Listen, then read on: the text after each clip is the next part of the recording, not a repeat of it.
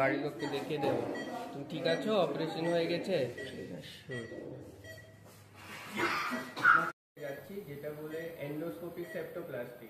তো পেশেন্ট যাদের এরকম অপারেশন দরকার হয় তাদের একটা নিঃশ্বাস নিতে সমস্যা থাকে। মানে পেশেন্ট আমাদের কাছে আসে বলে আমি ডাক্তারবাবু নিঃশ্বাস পাই না, নাক থেকে নাক জ্যাম থাকে, মুখ দিয়ে নিঃশ্বাস নিতে হয়, অনেক সময় হাঁপিয়ে যায়। অনেক পেশেন্ট দেখি ইনহেলার ব্যবহার করে। তো এই ধরনের পেশেন্টে আমরা যখন নাকে ক্যামেরা দিয়ে এন্ডোস্কোপি করে দেখি তো এই ধরনের একটা পিকচার পাই। যখন আমরা নাকটা ক্যামেরা দিয়ে দেখছি তখনই আপনি দেখতে পাবেন এই হাড়, যে নাকের একটা হাড় আছে ওটা এক সাইড পুরো বন্ধ করে দিয়েছে। তো এটা বলি ডিএনএস, ডেভিয়েটেড নেজাল সেপ্টাম। তার সাথে এই যে একটা টার্বিনেট মানে মাংস ফুলে আছে, এটা বলে ইনফিরিয়র টার্বিনেট, এটাও ফুলে যায়। তো এই ধরনের পেশেন্টদের নাকের সামনে থেকে তো কিছু বোঝা যায় না, কিন্তু যখনই ভিতরে যাই দেখা যায় কি ম্যাক্সিমাম অ্যারাউন্ড 80% নাকে নিঃশ্বাস নেওয়ার রাস্তাটা ব্লক। এই জন্য নাকটা সবসময় জ্যাম থাকে, অনেক পেশেন্টদের পলিপ হয়ে যায়, সর্দি লেগে থাকে।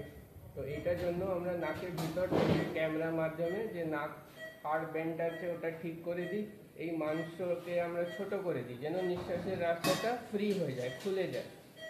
তো এই অপারেশনের অ্যাডভান্টেজ হচ্ছে কি নাকে বাইরে কোনো দাগ বা কাট থাকছে না, পুরো এন্ডোস্কোপিক ক্যামেরার মাধ্যমে অপারেশনটা হয়।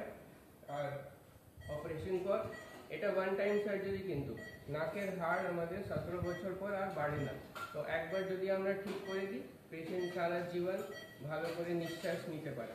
আর এটা একবার ঠিক হয়ে গেলে অনেক বেটার লাইফস্টাইল স্পেন্ড করা যায়, অনেক এনার্জেটিকলি কাজকর্ম করা যায়। আর যদি এরকম সমস্যা থেকে যায় পরে কানে প্রবলেম হয়, সাইনাসে প্রবলেম হয়, এই পেশেন্টের কানে পর্দা ফুটো হয়ে গেছে, এই জন্য আগে আমরা নাকটা ঠিক করছি, পরে ক্যামেরা দিয়ে নতুন পর্দা দিয়ে দেব। তো হয়তো আগে কোনোদিন দেখানো হয়নি বা ধরা পড়েনি, এই জন্য অতদিন দিয়ে ভুগছিল, এখন কানেও সমস্যা হয়ে গেছে। তো যাদেরই এরকম সমস্যা থাকে একজন ইএনটি ডাক্তারবাবুকে দেখিয়ে এই ট্রিটমেন্ট করাতে পারে। অনেক সময় স্প্রে ওষুধে ঠিক হয়ে যায়, যাদের বেশি সমস্যা হয় তাদের অপারেশন করতে হয়।